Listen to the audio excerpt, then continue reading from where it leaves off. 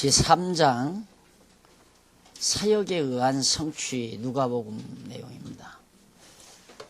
언제나 3장 하면 2장과 1장을 한번 다시 생각을 하셔야죠. 제 1장 뭐에 의한 성취? 직임에 의한 성취. 그 다음 제 2장 신분에 의한 성취. 제 3장 오늘 사역에 의한 성취.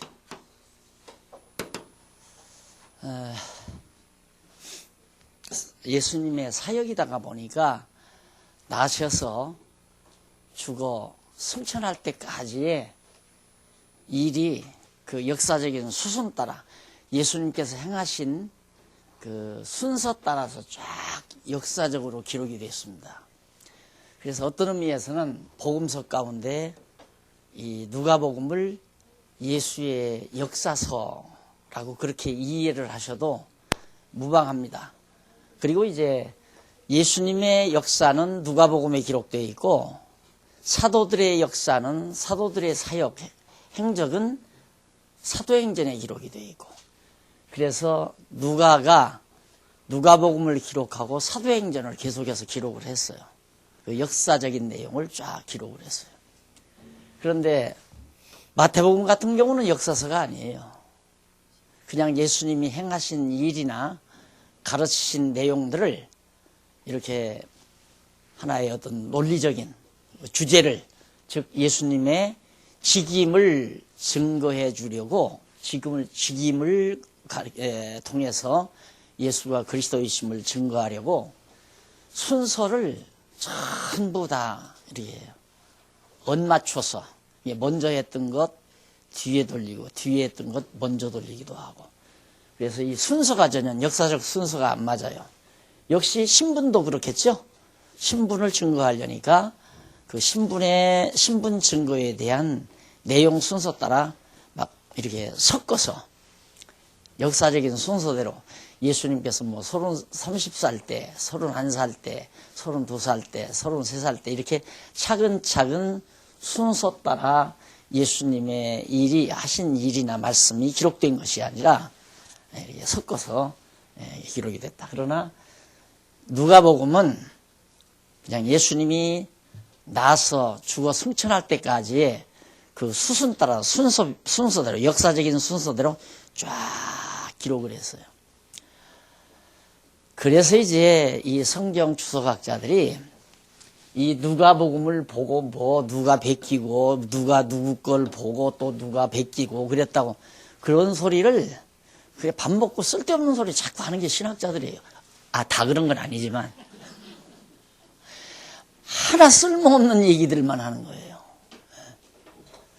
생각해 보세요. 성령이 감동해서 기록을 했는데 이거 공연히 누가 누구 걸 베껴서 이런 식으로 성경이 기록됐다 말이 안 되는 거죠.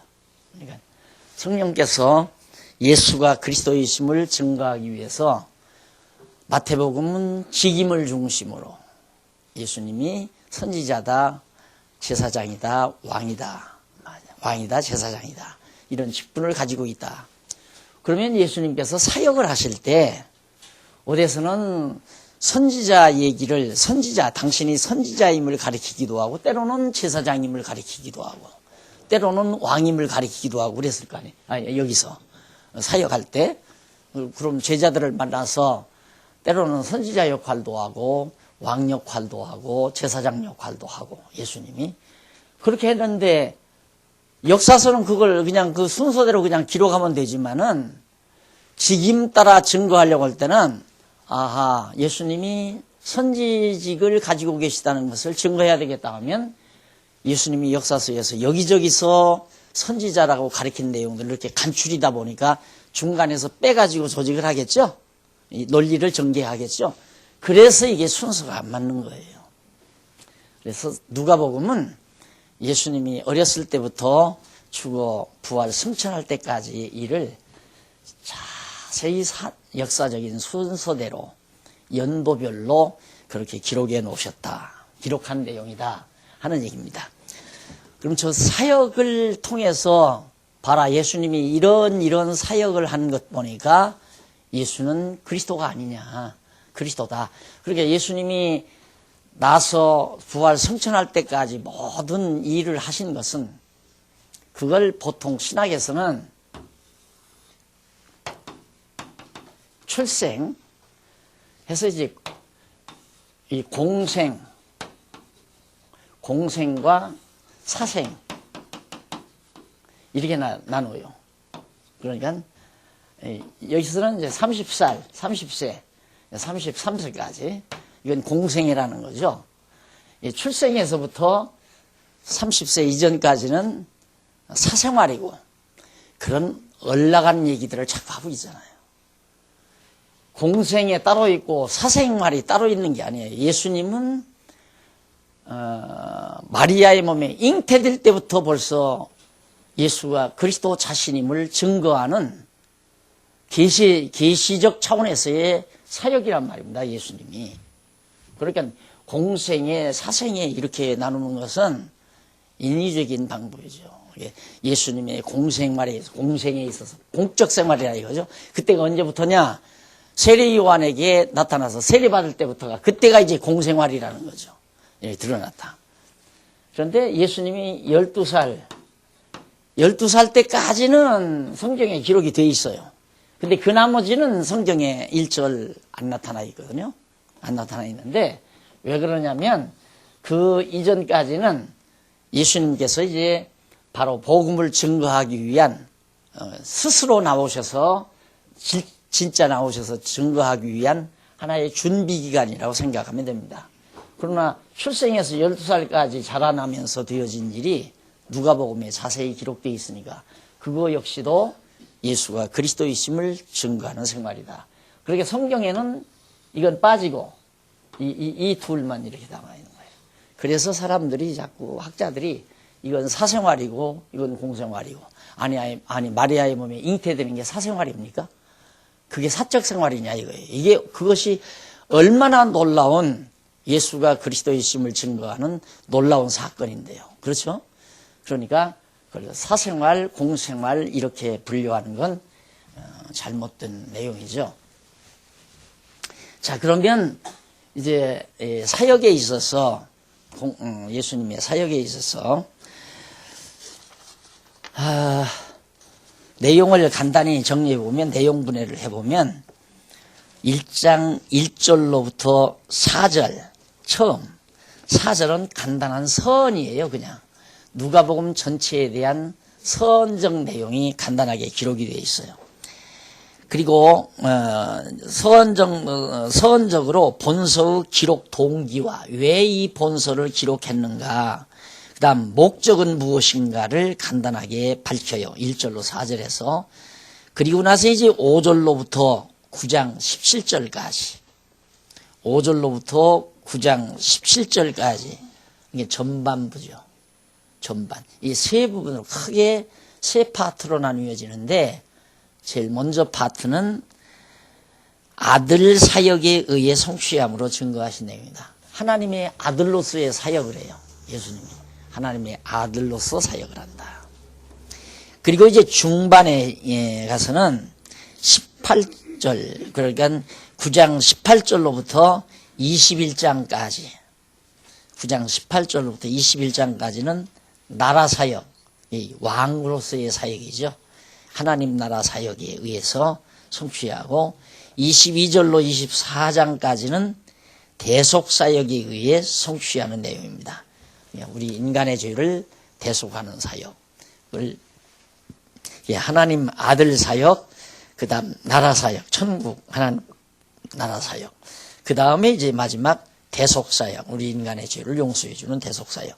그러니까 이런 데서 대속 사역을 하는, 이런 데서 이제 뽑아가지고 여기 직임 증거할 때는 제사장이다. 예수님이 제사장 직분을 가지고 있다. 그 뽑으니까 제일 나중에 되어지는 일이 또 여기서는 앞에 가서 얘기가 될 수 있잖아요. 순서가 다른 복음서, 누가복음서 외에는 다 순서가 안 맞아요. 다 지그재그로 되어 있어요. 앞에 것이 뒤로 가고 뒤에 것이 앞으로 가고.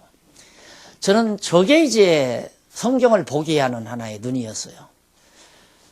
아니, 성령께서 성경을 기록하게 하셨다는데 다 학자들이 이 복음서 때문에 골치가 아프거든요. 그래서 저를 막 공부시켜 주신 훌륭한 분 한 분이 계신데 세상을 떴어요. 강태국 박사님이라고 계신데 그분이 박사학위를 받은 논문이 뭐냐면 사복음서 연구더라고요. 사복음서 연구. 그래서 사복음서 연구가 뭔가 하고 이렇게 들춰봤더니만 이게 다 흐트러진 걸, 이렇게 흐트러진 내용들을 누가복음 순서에 따라서 다 뽑아가지고 다 끼우는 거예요. 그게 사복음서 연구예요. 아, 그건 뭐, 저는 뭐 한 2, 3일 밤이면 다 끝내겠더라고요. 그거 써서 박사학위 받았더라니까. 그래서, 야, 이거, 그건 아닐 텐데. 아니, 그 양반을 통해서 성경을 다시 재편집할 것 같으면 성령이 쓸데없는 짓 한 거 아니에요. 그렇죠? 성령께서 마태를 통해서 쓸데없는 짓을 한 거예요. 어느 중이 뭐 공연이 왔다 갔다고 했다더니만 공연한 짓 한 거예요, 이거 다. 그건 아니다. 그래서 저걸 그렇게 성경이 지그재그로 되어 있기 때문에 아, 여기는 분명히 무슨 의도가 담겨 있다. 그리고서 접근한 거예요. 접근하다 보니까 이렇게 깔끔하게 나오잖아요. 아, 마태복음은 직임, 마가복음은 신분, 누가복음은 사역, 요한복음은 본성. 아, 너무너무 깔끔한 거예요. 그래서 여기서 기독론이, 사복음서가 이게 기독론이에요. 그러니까 교회신학에서 기독론이라는 것도 있잖아요. 교회신학 기독론 배울 거 없어요. 그거 필요 없는 거예요. 성경만큼 더 정확한 논리가 어디 있어요. 그런데 학자들이, 뭐 교회신학자들이 기독론이라고 써놨는데 거기 가서 안 풀리는 게 허다하게 많아요. 풀리지 않는 게. 그 기독론 안에. 우선 신성과 인성 문제도 안 풀리고, 그 다음 이제 예수의 높아지심과 낮아지심에 대한 그런 부분에서도 풀리지 않고, 가장 중요한 게 이제 예수의 인성과 신성에 대해서 안 풀리고 있죠. 그런데 성경에서 나오는 내용대로만 공부하면 기독론이 뭐 깔끔하게 깨끗하게 정리가 되는데, 공연히 성경은 안 가르치고 소위 학자들이 써놓은 교우신학이라고 해서 그 기독론이라고 하는 책이 이렇게 두꺼운 거이죠. 난 그거 이렇게 보고 있으면 아주 뭐 굉장히 학식이 대단한 건 거죠. 기독론 해가지고 막 어려운 말로 많이 뭐 이렇게 막 장절 편 이렇게 써놓으니까 대단한 것이 기록되어 있는 것 같지만은 아무것도 아니에요. 알고 보면. 예, 복음서 이런만 딱 정리하면 그리스도 기독론이 깔끔하게 정리가 된다 할 수 있습니다. 자, 그 다음 이제 그 밑에 근거를 한번 보십시다. 중간쯤 일찍이 나오죠. 줄바꾼데 일찍이 여호와 하나님께서는 첫 아담을 지으시고 그에게 복을 주시며 실체적인 3대 언약을 세워주셨다. 아시죠? 3대 언약. 생육, 땅정복, 통치. 1장 28절. 이는 둘째 아담이신 예수님을 통해서 실체적으로 이루어 주시려고 이 땅에서 이걸 여러분들이 이제 우리 항상 우리 성경신학의 도표가 이렇잖아요. 그런데 여기서 첫 아담을 통해서 3대 언약, 이건 실체적이란 말이죠. 실체적. 그 다음 아브라함에게 한 언약은 모형적.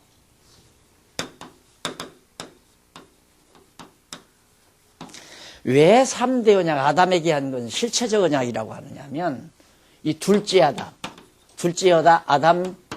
예수님에게 실제적으로 이 땅에서 바로 이 하나님 나라 첫 아담에게 언약한 대로 이 땅에서 이루어 주시기 때문에 실체적인 언약이다. 한 가지 더 조금 복잡할지 모르지만 미리 알아두시면 돼요. 이건 원형적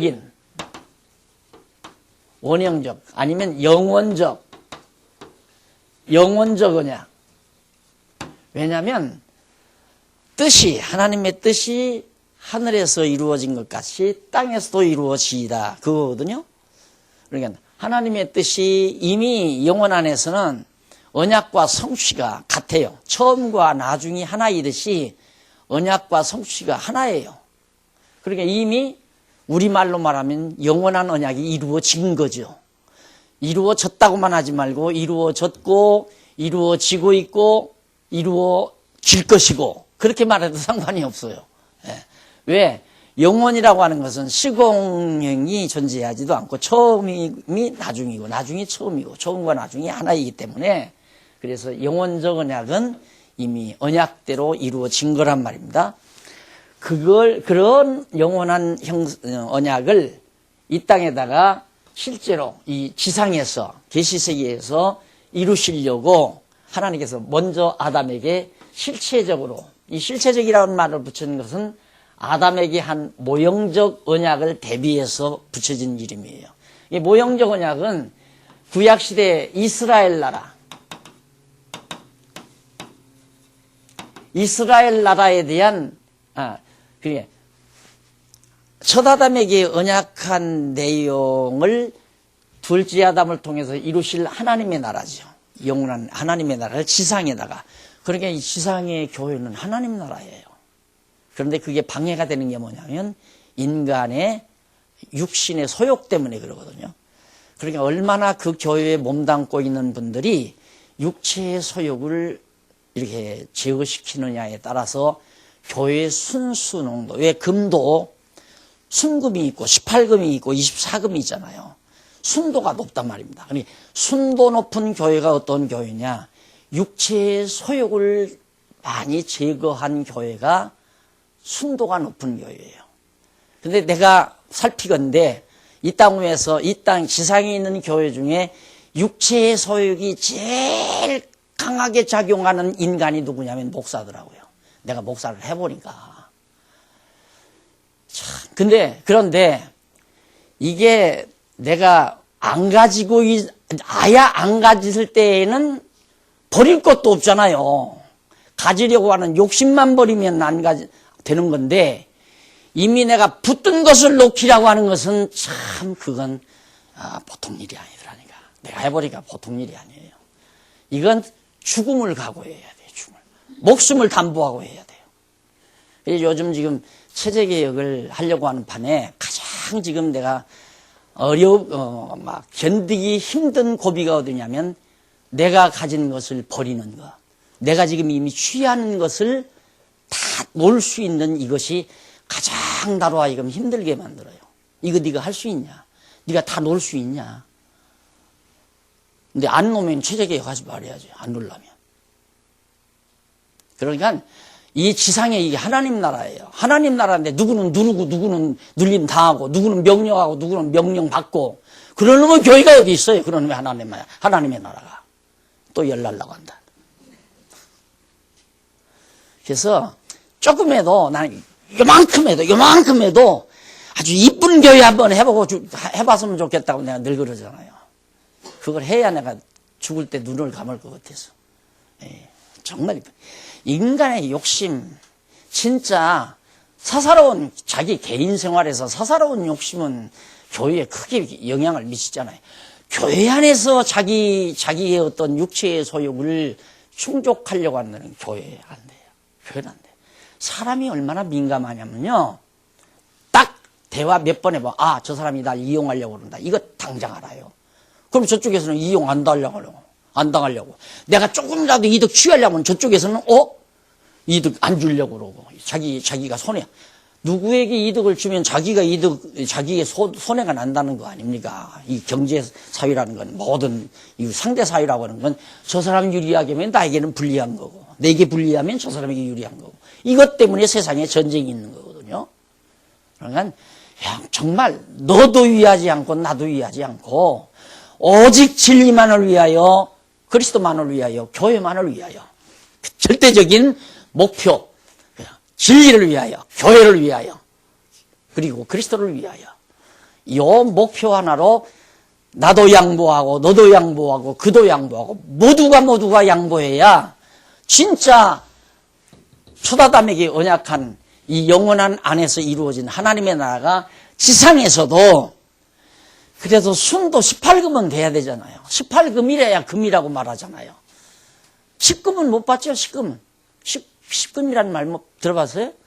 나는 18금, 24금 이 말은 들어봤어도. 근데, 나 과도하게 욕심은 안 내려고 그래요. 어떻게 24금이 되느냐. 우리가 육체의 장막 다 벗어버리면 24금이 되겠지만, 어떻게 육체 쓰고 있는데 육체의 장막 다 벗을 수는 없잖아요. 그래서 18금은 좀 됐으면 좋겠다 하는 바람이 체제개혁의 목표입니다. 그러니까 여기서 이제 이 실체적인 거라고 하는 것은 요에 대해서 실체적인 거라는 건데, 모형적으로 아브라함을 통해서 이 땅에 이스라엘 나라를 이루어 봤잖아요. 그런데 인간의 욕망 때문에 왕들의 욕심, 왕들이 지가 왕인 줄 알고, 아무리 다윗의 자손으로 왕이 됐어도 다윗처럼 내가 왕이지만은 나는 하나님의 백성으로 살겠습니다고 다윗이 고백했듯이, 아무리 자기가 왕이지만 하나님 앞에서 백성 노릇을 해야 되는데 하나님 저버리고 저가 다 왕 노릇하다 보니까 나라가 다 망가졌단 말입니다. 지금도 마찬가지 똑같아요.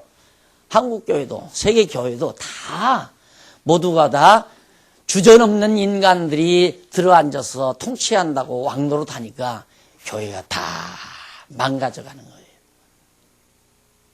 그래서 이게 모형이에요. 이 실체적인 아담에게 언약한 언약대로 둘째 아담 예수님을 통해서 이 세상의 교회죠. 교회, 하나님의 나라, 이 교회를 이루 가시려는 하나님의 언약이죠. 그래서 나는 확실히 믿지요. 왜? 하나님이 교회 세운다고, 하나님 나라 세운다고 약속을 했는데 그거 틀림없이 세워질 거 아니에요. 그러니까 당돌하게 하는 거예요. 그게 안 믿어지면 이제 육체의 소욕이 작동을 하죠. 야, 이러다가 굶어 죽으면 어떡하나. 아니, 하나님께서 굶어 죽게 하면 굶어 죽어야죠. 굶어 죽는데, 하나님께서 분명히 첫 아담에게 약속을 했으니까 둘째 아담 오셔서 지금 교회 세워가기 시작했고, 설립해서 양육하고, 양육해서 무장시키고, 지금 지금 현재 여기 계신 분들은 대부분 지금 전투하라고 하나님께서 지금 준비시켜 놓은 거 아니에요. 무장시켜서 선한 싸움 싸우게 지금 전쟁터에 우리들을 내보낸 거란 말입니다. 근데 우리는 전쟁을 하나 포소리가 안 들리는 것 같고, 그래서 이번에 1월 1일 날 한번 미사일 하나 쏘려고요. 한번 쏘보시면 소리가 날 겁니다. 나시면 전쟁 준비 단단히 하시고, 지금까지 말씀으로 무장하고 체제로 무장하고 다 했는데 한번 싸우다 가야죠. 안 그래요? 산에도 칼을 한번 뽑아서 확 씹어 죽으라는데 집에다 그냥 꽂지 말고 이미 말씀의 검을 뽑았는데 그냥 칼 한 번 못 쓰고 죽으면 되겠어요. 한번 써야죠. 틀림없이 됩니다. 왜 되느냐? 하나님께서 첫 아담에게 언약했기 때문에 둘째 아담 통해서 반드시 여기 승리로 끝난다는 거 다 알잖아요. 반드시 이겨요. 내가 안 죽고 이때까지 살면 승리하는 건 나도 보죠. 그런데 나는 이 눈으로는 못 볼 것 같아요. 그러나 확실히 승리한다. 그러나 우리 할 일은 싸우는 것이 현재 할 일이에요. 세속주의와 싸우는 일이 가장 큰 대적이 세속주의죠. 율법주의와도. 지금은 우리가 그동안은 율법주의하고 싸우느라고 11조 아니다 이 말 했다가 그냥 평생 30년 동안 이단으로 살다가 끝판에 풀렸지만은 이제는 11조 하라고 치는데도 그렇게 30년 동안 2단 딱지가 붙잖아요. 그런데 이런 거 확 뒤집어 놓으려면 이제 2단이 될지 5단이 될지 9단을 올라요. 상관없어요. 2단 아니라 목사도 아닌데 이제 목사 다 내놔 버렸는데 시작한 거예요. 그래서 반드시 승리하고, 하나님께서 우리에게는 지금 투쟁할 마음을 하나님이 주시는데 어떻게 해요? 사실 몇 년 전만 해도 나도 소극적이에요. 비교적 나도 소극적인 사람이 좀 무슨 일을 막 과격하게 시작을 안 하고 차근차근 조심해서 하는 스타일이 많은데, 원래 그림 그렸으니까 더구나 그럴 거 아니에요. 근데 그래서 저기 우리 김 목사님 저기 계시면 김기우 목사님 저 양반들 따라 하라고, 나는 그냥 이 내용만 성경만 좀 이렇게 고쳐놓고 할 거니까 체제는 저 양반을 들어라고. 그러니까 그 말은 뭐냐면 나는 죽기 싫으니까 너들이나 죽어라. 그 얘기를 하고 가잖아요. 그래서 그런데 갑자기 몇 년 사이에 이건 아니다. 내가 생명이 붙어 있는 날까지 이 싸움은 싸워야지 하고 하여튼 준비 중에 있습니다만은 미사일이 1월 1일 날 쏘아 올려집니다. 소리가 나거들랑 소총을 들고 나오든 작대기를 들고 나오든 뭐라도 들고 한번 같이 응전 선한 싸움에 진리 싸움에 동참하셨으면 하고 오늘 또 이렇게 목마르게 입이 마르도록 여러분에게 이 말씀을 지금 전해드리는 겁니다. 자, 그래서 3대 언약을 그 3대 언약을 이스라엘 역사 섭리를 통해 완전히 성취해 주셨다. 봐요. 창세기에서부터 에스더서까지. 그러니까 이거 이렇게 완전히 이루어 주었는데 어찌 첫 아담에게 언약한 실체 언약이 안 이루어지겠나? 바로 이거예요. 우리의 힘이 여기에 있습니다. 된다. 확실히 된다. 이긴다. 이것도 분명하죠. 왜? 하나님이 언약하셨으니까 되는 거예요. 이는 여호와 하나님께서 모형적인 언약 성취를 통해 첫 아담에게 세우신 실체적인 3대 언약을 둘째 아담이신 예수 그리스도를 통해 반드시 실체적으로 성취해 주실 것에 대한 언약의 말씀을 증거해 주신 것이다. 이 언약 성취는 이 언약이 이렇게 이루어진다는 것을 모형적으로 우리에게 언약해 주신 말씀입니다. 틀림없이 첫 아담에게 세운 언약, 둘째 아담을 통해서 이루어주겠다는 얘기죠. 맞죠? 자, 그러면 거기서 이제 그런 정도로 끝내시고, 그 밑에도 많이 있습니다만 넘어가서 본문으로 들어가 보십시다. 7312페이지 1장 1절로 4절 본서의 기록 동기와 목적, 이 누가복음을 왜 기록했고 무슨 목적으로 어떤 동기를 해서 기록을 했고 무슨 목적으로 기록했나. 우리 중에 이루어진 사실에 대하여, 물론 여기 이루어진 사실은 예수 그리스도가 이 땅에 오셨다가 부활 승천하신 사실을 말합니다. 처음부터 말씀의 목격자 되고 처음 예수님 나셨을 때 여기서 처음부터 말씀에 예수님 사건을 실제로 눈으로 본 자 되고 일꾼된 자들을 전하여 준 그대로, 그러니까 사도들이 전해주기도 하고 본 자들이 전해주기도 하고 그 내력을 조술하려고 그 모든 예수님의 생애에 되어진 일들을 하나하나 전해 들은 대로 자기가 자료를 입수한 대로 그 내력을 다 정리하려고 내가 이걸 쓰기 시작했다 이 말이에요.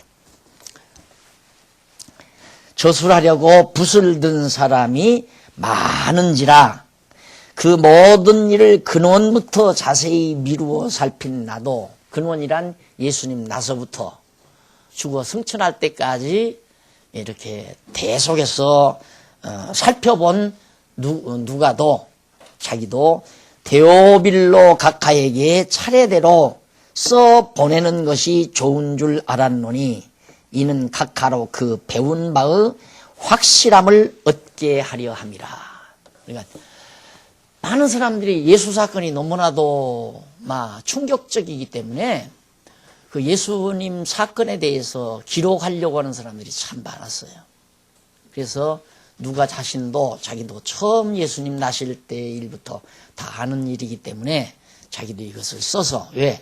데오빌로, 목적은 데오빌로 각하라는 사람이 지금 예수 그리스도에 대해서 알고자 하는데 그 자에게 이걸 이 누가복음을 써서 보내므로 그 배운 바의 확실함을, 그 데오빌로 각하가 예수 그리스도에 대해서 배운 바가 너무 분명하고 확실하다는 것을 깨닫게 하려고, 알게 하려고 내가 이 누가복음을 썼다. 자, 그러면 누가복음을 읽으면 예수 그리스도 사건에 대해서 확실한 증거를 얻을 수가 있다고 볼 수 있겠죠. 근데 이제 거기서 데오빌로 각하에게, 여기서 데오빌로 각하라는 말을 나오는데 그 데오빌로 각하가 누구냐? 제일 밑에서부터 네 번째 줄 약간 뒷부분이 뭐 그러면서 그 이유에 대해서는 데오빌로 각하로 그 배운 바의 확실함을 알게 하려 함이라고 하였는데, 어쩌면 누가가 이미 데오빌로 각하에게 말로 예수님의 행적에 대해 가르쳐 준 것으로 생각이 돼요. 그러니까 누가가 상당히 데오빌로 각하를 가까이 했다면서 그에게 예수님에 관해서 이렇게 하나하나 가르쳐 주지 않았나. 그래가지고 이제 기회가 되니까 이걸 글로 써서 다시 더 이제 보충하고 더 확실하게 하려고 이걸 썼다 하는 얘기입니다. 그러면서 거기 보면 그 후에 예수께서 사역하신 행적을 차례대로, 여기서 차례란 말은 역사적인 순서대로, 시간적 순서대로 그렇게 기록을 했다. 차례대로 기록해서 전해주므로 배워서 알고 있는 것에 대한 확신을 갖게 하고 싶었던 것이다. 누가가 본서를 기록하게 된 목적에 대해 밝혀주었다. 이렇게 예수께서 구약의 언약을 성취하러 오신 그리스도이심을 이제 증거한 건데, 여기서 이제 그 데오빌로 각하라고 하는 사람, 각하가 도대체 누구냐? 각하에 대해서는 여러 학설이 있습니다. 저 밑에서부터 9번째 줄 뒤에 보면 있죠. 12페이지, 7312페이지. 밑에서 9번째 뒷부분에 여기 데오빌로 각하에 대해서는 여러 학설이 있기는 하지만 지체 높은 자로서 예수님의 행적에 대해 이미 배운 자라는 정보 외에는 분명히 알 수가 없습니다. 예, 각하하면 황제나 뭐 이런 식으로 우리가 생각한다면 역사에 이런 인물이 없어요. 황제 같은 사람에게. 그런데 상당히 이제 지체 높으신 분으로서 각하라고 우리말 번역으로 각하죠. 그러니까 상당히 지체가 높은 분이니까 누가가 그렇게 높은 존칭을 통해서 데오빌로를 이제 지칭한 것이 아닌가, 그런 정도 지금 알고 있습니다. 그러니까 역사적으로 이렇게 책에 데오빌로 각하가 로마 황제라든가 무슨 몇 대 황제라 이런 거 없어요. 없으니까 당연히 데오빌로는 역사 기록이 없는 어떤 지체 높다는 말은 꼭 권력만 있어서 지체 높은 게 아니라 부호도 그 당시에 돈 많은 부호도 지체 높다고 할 수 있고, 또 뭐 덕망이 높은 분도 지체 높다고 할 수 있고, 그러니까 이런 분 중에 하나였을 것이다. 근데 데오빌로가 누구라면 어떡할 거예요? 예? 그거 알아서 뭐 할 거예요? 아, 그래요? 그거 몰라도 상관없어요. 그러니까 성경이 구체적으로 뭐 이게 뭐 로마 몇 대 황자다 이런 얘기 안 하고 그냥 데오빌로 각하는 존칭으로 그렇게 표현했다 하시면 됩니다. 그 다음 제1절 아들 사역에 의한 성취, 누가복음 1장 5절로부터 9장 17절까지 내용입니다. 그 내용 분해를 잠깐 보시고요. 1장 5절로 4장은 아들의 생장, 여기서 생장이라는 말은 나서 장성하는 걸 말합니다. 나서 자라나는 것. 예, 예수님께서 나서 자라나는 것에 의한 그런 사역으로, 그러니까 예수님은 잉태되는 것으로부터 나서부터 자라나는 것, 그 과정 모두가 다 당신이 그런 사역이, 어린 시절의 그런 자라나는 사역 자체가 당신이 그리스도임을 증거하는 그런 과정이었어요. 그러니까 예수님의 행위 하나하나가 다 의미가 있는 것들이죠. 전부 다. 그러면 그 다음에 이제 다음에 보면 5장에서 9장 17절까지는 아들의 임무에 의한 아들의 임무, 하나님의 아들로서의 임무에 의한 사역으로, 그러니까 아들 사역을 해요. 아들의 임무, 하나님의 아들로서의 임무를 실행하는 그런 사역으로서 증거하는 내용이다. 자, 넘어가서요. 그 아들이란 말은 뭐 구약 성경의 그 근거에 보면 밑에서 11째 줄 바꾼데, 아니 10째 줄 바꾼데 나오죠. 일찍이 여호와 하나님께서는 첫 아담 후손으로 아벨을 대신한 셋을 비롯해 에녹, 노아, 셈, 아브라함, 이게 이제 하나님 아들의 계보입니다. 예수 그리스도의 계보예요. 이삭, 야곱, 유다 이게 다. 자, 그래서 그 하나님의 아들은 어떤 일을 하는가에 대해서 이제 생장 과정을 먼저 1장 5절로부터 4장에서 밝힙니다. 그 생장 과정에는 1장 5절에서 2장 40절까지 잉태와 출생입니다. 예수님의 잉태와 출생. 그리고 41절로부터 4장은 성장과 신분. 예수님이 성장해서 당신의 신분에 의해 하나님의 아들임을 증거하는 내용. 자, 그럼 우선 잉태와 출생에 의한 사역을 밑에 한번 보십시다. 14페이지 아래 한쪽 가로 1번 잉태와 출생에 의한 사역 나오는데, 그 가운데 이제 5절로부터 56절은 잉태한 사실을 밝혀주므로 그리스도임을 증거하고, 출생한 사실을 알려주므로 그리스도이심을 증거합니다. 자, 잉태한 사실을 밝혀주죠. 5절로 58절 양쪽 가로 1번.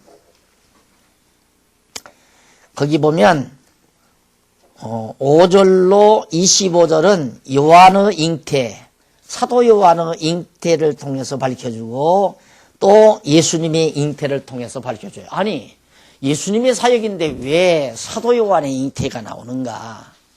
자, 이거 보면 얼마나 성령이 치밀하게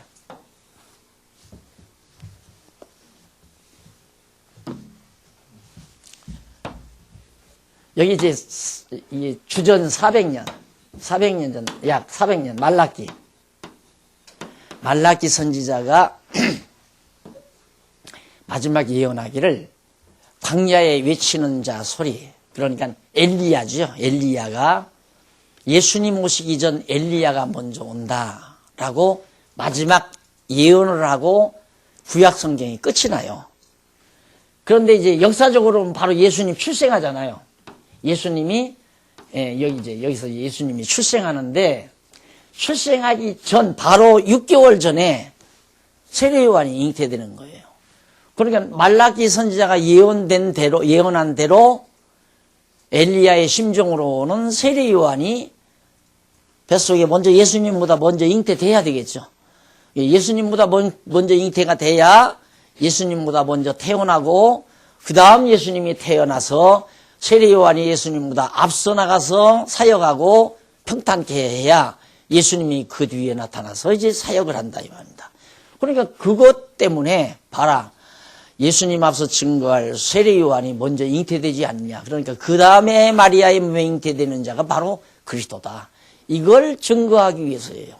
그러니까 세례 요한은 어떻게 잉태됐나? 그걸 우리에게 알려주려는 게 아니에요. 세례 요한의 역사를 우리에게 알려주는 데 목적이 있는 것이 아니라, 그 세례 요한의 잉태 사건을 통하여 예수가 그리스도임을, 마리아의 몸에 잉태될 예수가 그리스도라는 사실을 말라기 선지자의 예언을 통하여 증거하려고 사도 요한의 잉태 사건이 먼저 나오는 거다, 그 말입니다. 그러니까 성경은 줄기를 못 잡으면 의미 파악이 힘들어요. 줄기를 잡으면 의미 파악이 쉽고요. 아니, 지금 예수님이 누가가 예수의 사역을 증거한다고 했으면 누가 잉태부터 얘기하겠어요? 누구 잉태부터? 날 들었으라고 해도? 그렇죠. 예수님 잉태부터, 마리아에게 예수가 잉태, 그 말부터 써야 할 거 아니에요. 그런데 왜 예수의 처음부터 본 사실대로 쓴다고 하면서 왜 제일 처음에 나오는 말이 굉장히 중요하잖아요. 근데 처음에 왜 세례 요한 잉태부터 얘기하는가? 헷갈리죠? 날 들었으라고 해도 세례 요한은 안 썼을 거예요. 예수가 마리아에 잉태됐다. 예수 기사니까 예수 일만 되죠. 그러나 예수의 잉태 사건 자체로부터 예수가 그리스도라는 사실을 알려주기 위해서는 말라기 선지자의 예언대로 예수보다 앞서 엘리야인 세례 요한이 먼저 나시게 된다는, 예언대로 그렇게 된다는 사실을 모르겠어요. 누가가 알고 그랬는지 모르고 그랬는지는 모르지만 성령이 감동했으니까 다 알고 썼을 거 아니에요. 그러니까 또 누가가 세례 요한부터 먼저 썼죠. 자, 그러면 잉태한 사실을 밝혀주는 가운데 요한의 잉태를 밝혀줌으로 증거하고 예수의 잉태를 밝혀줌으로 증거하는데, 우선 요한의 잉태 동그라미 안에 1번 16페이지 요한의 잉태를 밝혀줍니다. 거기 보면 예수께서 자신이 구약의 언약을 성취하러 오신 그리스도이심을 요한의 잉태를 밝혀줌으로 증거하신다. 곧 천사가 무자한 사가랴에게 아내가 아들을 낳을 것을 전하자 사가랴가 요한의 잉태에 대한 천사의 말을 불신하여 벙어리가 되었으나 사자의 아내, 사가랴의 아내 엘리사벳이 수태하고 5달 동안 숨어 있는 사실로 증거하신 것이다. 그런 사실을 통해서 증거했다. 자, 그러면 우선 5절로 13절에 보면 천사가 무자한 사가랴에게, 아들이 없어요. 아들이 없는데 그런 사가랴에게 아내가 아들 낳을 것을, 자, 이걸 보면 꼭 하나님의 일은 안 되게 해서 되게 하더라고요. 안 되게 해서. 한번 가만히 다 보세요. 안 되게 해서 되게 해야지. 이유가 있지요. 잘 되면 니 잘났다 그러잖아요. 내가 하는 일이 잘 되면 내 잘났구나. 그래서 하나님이 사랑하는 자라면 반드시 내 힘으로 안 된다는 걸 깨닫게 해요. 내 힘으로는 안 된다. 안 되면 우리는 보통 그냥 좌절하죠. 그런데 육체의 소욕대로 안 되는 것은 참 잘 되는 거거든요. 그건 진짜 잘 되는 거예요. 근데 육신의 소욕대로 생각하면 안 된다고 생각해서 괴롭죠. 그러니까 항상 나도 가끔 잠 못 잘 때가 있거든요. 요즘도 더군다나 체질개혁을 시도하면서 언뜻 생각나면 이 접었던 걸 내가 어떻게 놓나. 이 생각이, 이놈의 마귀라는 놈이 가끔가다가 그걸 몰아다 붙여놔요. 가만히 있으면 되는데, 가만히 있으면, 박욕이 너 가만히만 있으면 잘 먹고 살 수 있을 거 아니야. 그런데 왜 주책 떠느냐. 이런 게 밀려오면 가끔은 잠 못 자게 되고, 또 주변의 사람들을 생각하면 또 잠 못 자게 되고, 이런단 말입니다. 네, 육체의 소욕은 안 되는 것이 잘 되는 일인데, 육체의 소욕대로 생각하면 그게 괴로운 일이죠. 그러니까 우리는 괴로움이라는 게 따지고 보니까 전부 육체의 소욕에서 오더라니까요. 육체의 소욕만 버리면 괴로움은 안녕. 근심 걱정도 안녕. 육체의 소욕만 버리면. 근데 이미 육체의 소욕이 일어나면 반드시 염려하다가 그다음은 근심, 염려하다가 이제 근심. 염려보다 강한 게 근심이에요. 근심은 반드시 이제 온 전신에 영향을 미칩니다. 얼굴색에도 영향을 미치고, 이제는 얼굴 표정도 영향을 미치고, 그러다 보니까 행동도 영향을 미치고, 그래서 절망하고 좌절하고 주저앉고. 그래서 진짜 하나님께서 내 생각대로 안 되는 것, 내 육체의 소욕대로는 안 되지만, 생각해 보십시오. 하나님의 분명한 정하신 뜻이 있는데, 뜻이 있는데 이거 아니에요?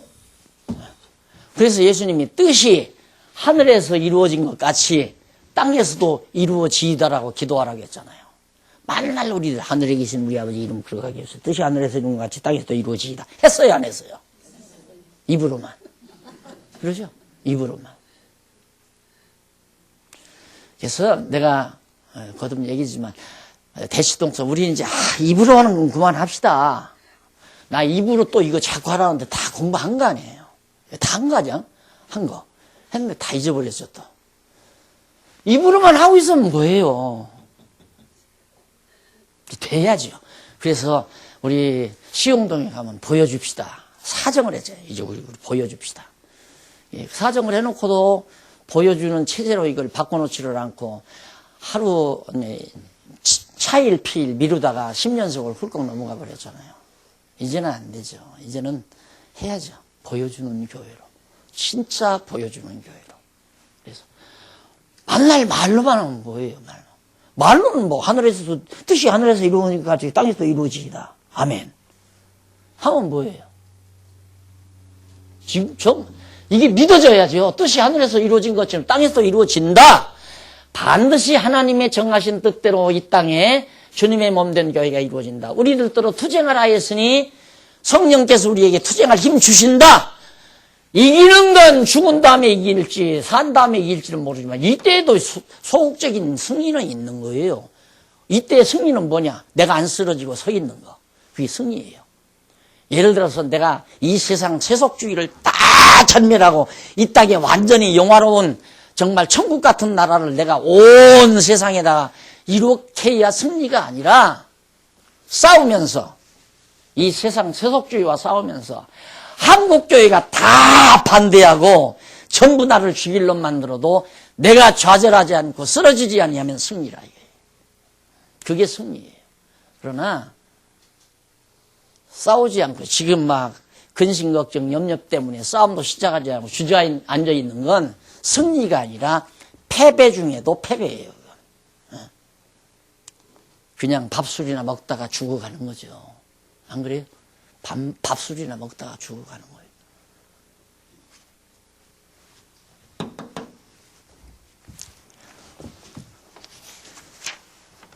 그래, 유대왕 때에 아비야 반열에 제사장 하나가 있었으니 이름은 사가랴요. 그 아내는 아론의 자손이니 이름은 엘리사벳이라.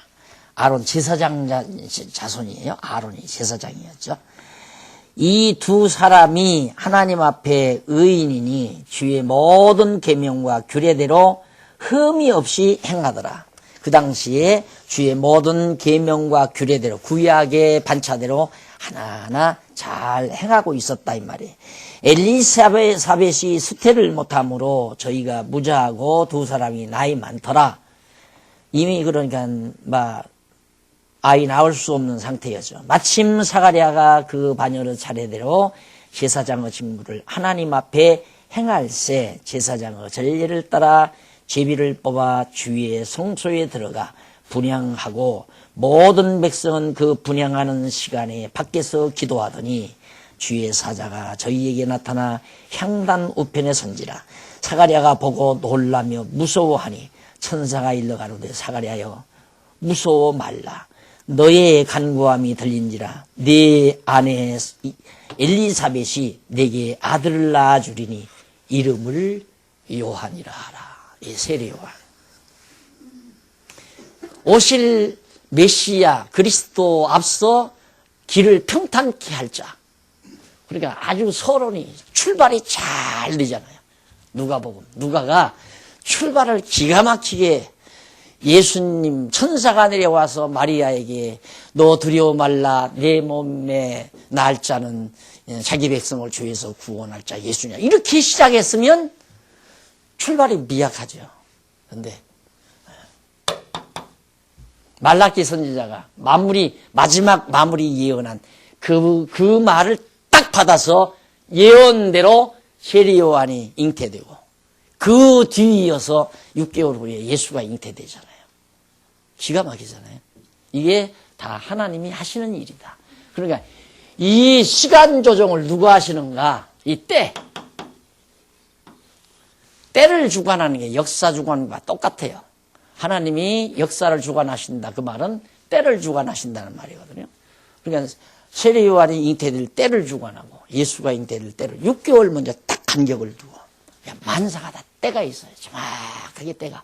그때 따라서 모든 일이 내가 자꾸만 가끔 이제 10년 세월 그냥 보냈다면 이게 그건 아니죠.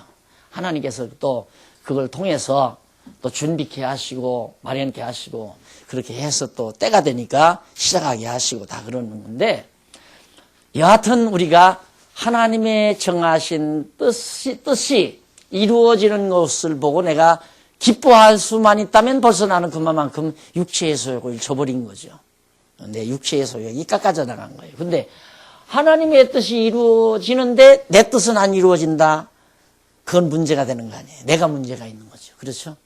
하나님의 뜻은 이루어지는데 내 뜻은 안 이루어진다. 우리는 무슨 욕심을 가지고 있냐면 내 뜻도 이루어지고 하나님의 뜻도 이루어졌으면 좋겠다. 그게 될까요? 말도 안 되는 얘기지요. 내 뜻은 안 이루어지고 하나님의 뜻이 이루어져야죠. 왜 예수님이 그랬잖아요. 내 뜻대로 마옵시고 아버지의 뜻대로 해달라는 얘기인데 예수님도 한때는 그 생각했잖아요. 할 수만 있으면 내 뜻대로 좀 해주십시오. 그거 아니에요. 그러나 그건 안 되거든요. 이미 정해진 하나님께서 정해진 뜻을 그래 할 수만 있으면 하나님이 뭐 못할 수 있나? 얼마든지 언약 어기고 또 고쳐 나갈 수도 있죠. 뭐. 십자가 안 지고도 우리 죄 다 용서시킬 수도 있고. 그러나 하나님은 그렇게 뭐 이랬다 뒤죽박죽 하면 오늘 우리들이 어떻게 하나님을 믿어요? 저 양반은 언제 또 변덕 부릴지 모르니까. 우리 친구 사귀어도 그러잖아요. 어른들 만나봐도 변덕 많으신 양반은 신용이 안 가잖아요. 저 양반은 언제 또 변덕 부릴지 몰라. 그러니까. 안 그래요? 그러듯이 하나님은 그렇게 자꾸 변덕을 부리시면 불변의 하나님이시니까. 그래서 결국은 이제 하나님의 뜻이 이루어지고 육체의 소욕을 가지고 있는 내 뜻이라면 안 이루어져야 되고 하나님의 뜻과 일치된 내가 뜻을 가지고 있다면 그건 반드시 이루어지고 그래서 바로 소원대로 소원을 주시고 이루신다. 그래서 우리에게 항상 성령의 소욕 따라 소원을 가지고 사는 사람은 항상 모든 일을 만사 형통하게 사는 사람이다. 그게 범사에 감사하며 살 수 있는 사람이다. 얘기죠. 자, 넘어갑시다. 넘어가서 1장 14절로 23절 18페이지. 요한의 잉태에 대한 천사의 말을 불신하여 벙어리가 된다. 참 고약하지요. 14절로 18절 보세요. 거기 밑에 내려와서 예수께서 천사가 사가랴에게 아들이 주님 앞서 일할 자라고 전한 소식을 증거합니다. 천사가 내려와서 누구냐? 이가 요한이 여기 요한이 예수님 앞서 나타나서 일할 자, 길을 평탄케 할 자다. 말라기 선지자가 예언한 대로 주전 400년 전에 말라기 선지자가 예언한 대로 예수님, 하나님의 아들 예수님이 나기 전에 앞서 나와서 길을 평탄케 할 자다. 천사가 일러줬어요. 그런데 그 말을 했는데도 8절로 13절 보세요.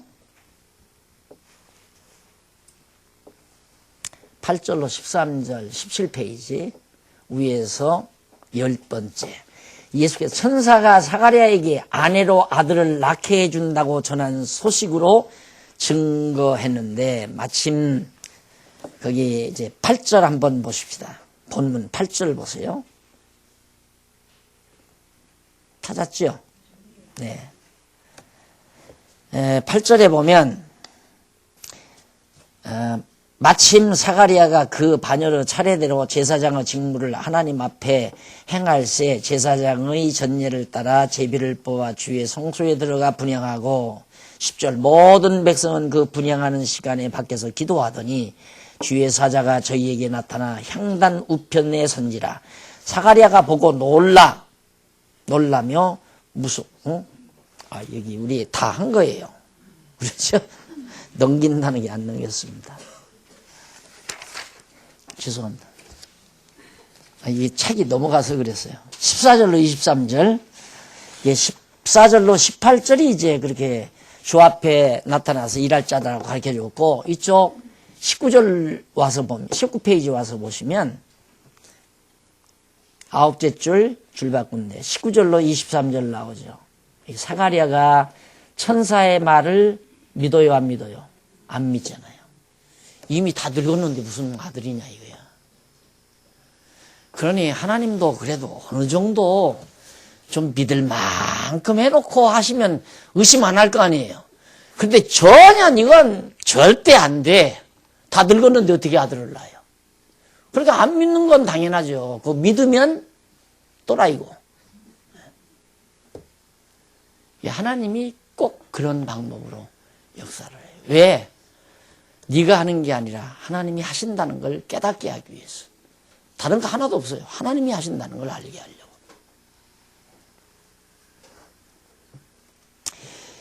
그러니까 당연히 안 믿으니까 하나님께서는 그냥 벙어리 돼버려요. 말 못하게 벙어리가 되도록 만들어버렸잖아요.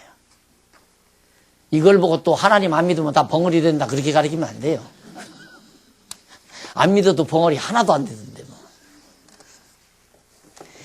24절로 25절 1장 거기 보면 사가리아의 아내 엘리사벳이 수태하고 5달 동안 숨어있게 돼요. 왜?